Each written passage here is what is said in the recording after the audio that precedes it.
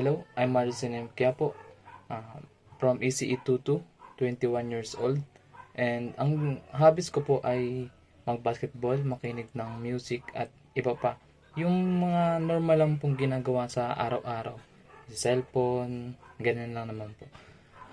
Ina-expect ko po sa subject na literature is magiging mahirap po sa akin dahil puro po ito basa-basa, more on English, ganyan din po. Pero para din po sa akin to, and ina-expect ko rin po na may po matututunan dahil yun nga po, basa-basa din po at magkakaroon po ako ng maraming kaalaman. At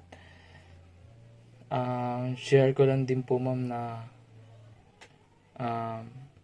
kaya ko naman pong sumabay, kaya ko naman pong mag-recite, ganyan.